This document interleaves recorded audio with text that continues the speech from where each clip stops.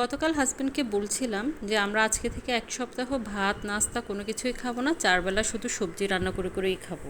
কেন বলছি কথাটা, কারণ হচ্ছে মাত্র 2 দিন আগে আমরা সাপ্তাহিক বাজার করেছি, ওখানে অনেকগুলো সবজি কেনা হয়েছিল। ওগুলোই এখনও শেষ হয়নি, এর ভেতরে আরও কতগুলো সবজি নিয়ে চলে আসছে। এখন এতগুলো সবজিগুলো কিভাবে শেষ করব।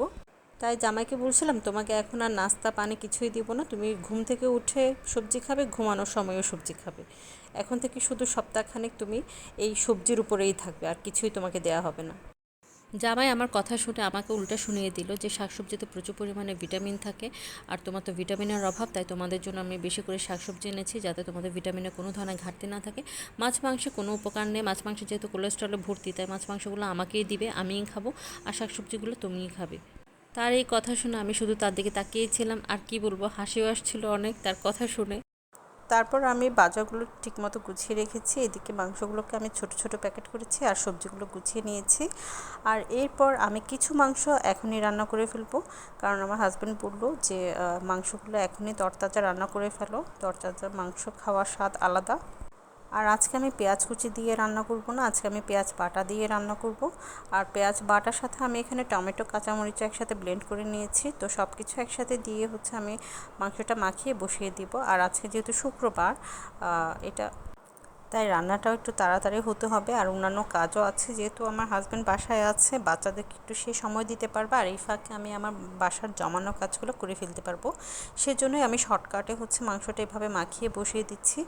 আর ভেবেছি বেগুন যেগুলো আছে, বেগুন দিয়ে আমি বেগুন চপ করবো, পরে আর বেগুন চপটা করা হয়নি, যেহেতু দিন ছোট, তাই কোন দিকে সময় পার হয়ে যায় আসলে টের পাওয়া যায় না, তাই তাড়াহুড়ো করে আমি রান্নাটা বসিয়ে দিচ্ছি।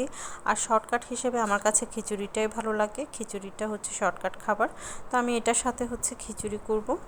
আর আজকে হচ্ছে মিক্সড সবজি খিচুড়িটা করব। এখানে অনেক ধরনের সবজি আমি কেটে তো রাখিনি, কারণ এটা রেডিমেড ছিল, তো buy one get one free ছিল, ইউনিমার্ট থেকে এনেছিলাম। যেহেতু সবজিও কাটা আছে, এদিকে আমার সব কিছু রেডি আছে, তাই তাড়াতাড়ি করে আমি সবজি খিচুড়িটা বসিয়ে দিয়েছি। আর এই তো সবজিগুলো আমি এখানে দিয়ে দিয়েছি, প্রথমে একটু ভালো করে ভেজে নিয়েছি, পরে আমি একটা একটা করে মশলা দিয়ে সব কিছু একসাথে ভেজে আমি খিচুড়িটা বসিয়ে দিয়েছি। আর খিচুড়িটার কালার এত সুন্দর আসছে, এত টেস্ট হবে আমি আসলে কল্পনা করিনি। এরপর আমার একটি স্পেশাল মশলা আছে, এটা হচ্ছে 22 পদী মশলা বলে, তো এটা কিন্তু আমি নিজে করিনি, এই স্পেশাল মশলাটা আমাকে আমার ননাস করে দিয়েছে। তো ওনার তো অনেক গুণ, ওনার গুণের কথা বলে শেষ করা যাবে না, তার অনেক গুণ। তো সে আমাকে এই মশলাগুলো করে করে দেয়, তো তার এই মশলাটা দিয়ে হচ্ছে আমি মাংস রান্না করি, খিচুড়িতে দিই, আর এই মশলাটা দিলে তো টেস্ট দ্বিগুণ হয়ে যায়। তো এটা হচ্ছে আমার ফাইনাল লুক খিচুড়ির। আর এরপর আমার মাংসটা হচ্ছে হয়ে গেছে, যেহেতু বাগার দিয়েছি, এরপর কালারটা আরও ডিফারেন্ট হয়েছে। আজকে এই পর্যন্ত, আল্লাহ হাফিজ।